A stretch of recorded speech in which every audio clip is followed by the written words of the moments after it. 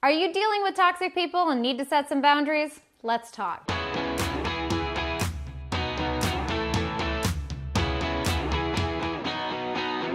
Welcome back to another Mind Right Monday. I'm your host, Bonnie Kelly, and today we're talking about how to set boundary with the toxic people in your life.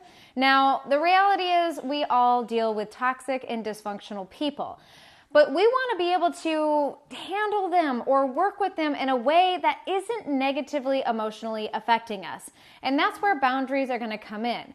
Now, the problem with most of us asserting boundaries is that we assert it when it's too late, after they've pushed us just one step too far, or they've asked one too many times.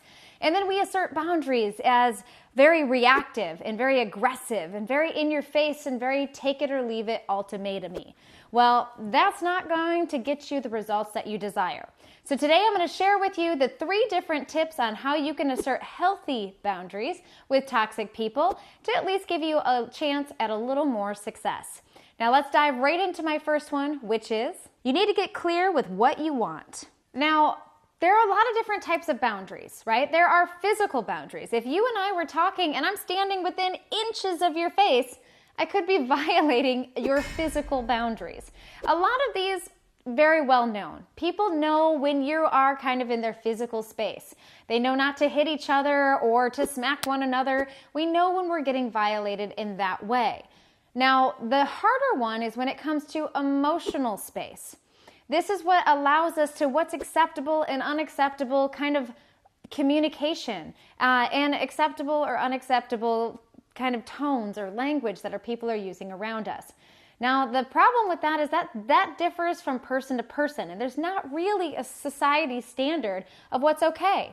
You might be 100% okay with being super profanity driven in your conversation, and that's okay.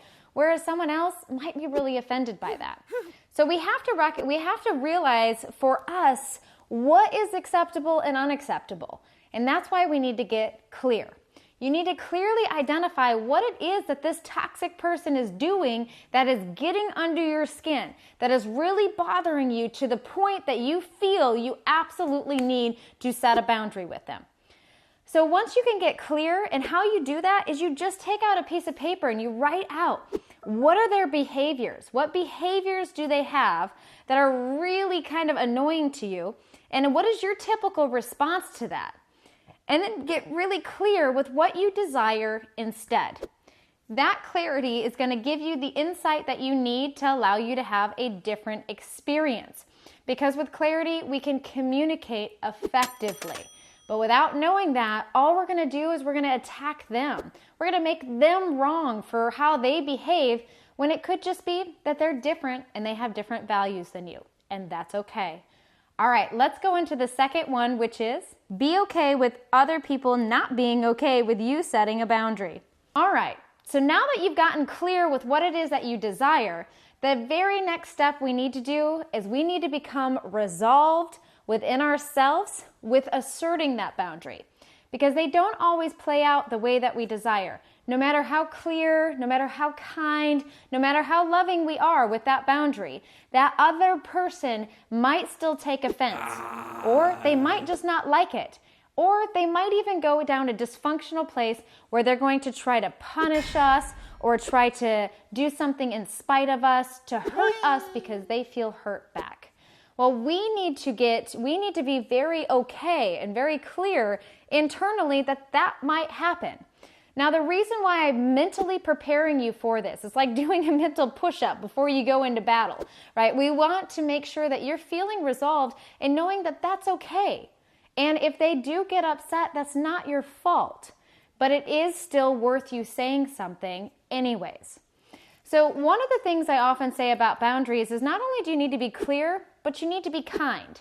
When you approach this, even with toxic and dysfunctional people, to give them the benefit of the doubt.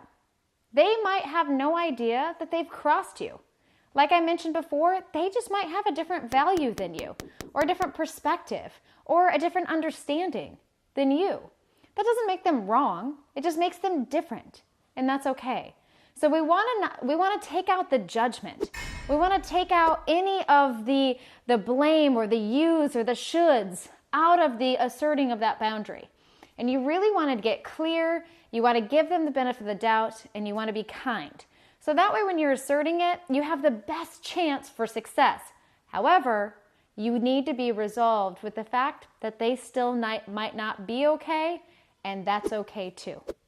All right, so this leads me to my third and final tip on asserting boundaries with dysfunctional or toxic people, which is put it all together and communicate your boundary effectively. Okay, so now we're going to put it all together and we're going to communicate our boundary effectively. Now, what that means is that we not only need to be clear, we not only need to be kind, we need to make sure that we are unemotional when we're asserting that boundary.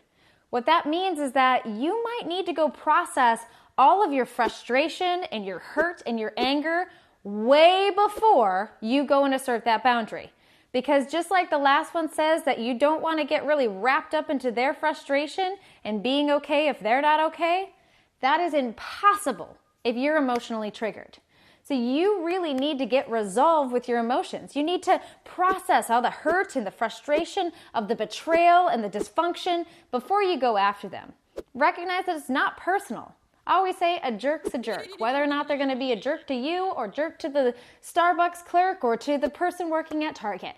They're going to be mean no matter what. So stop taking it personal and be willing to assert your boundary anyways. So we need to be clear. We need to be kind.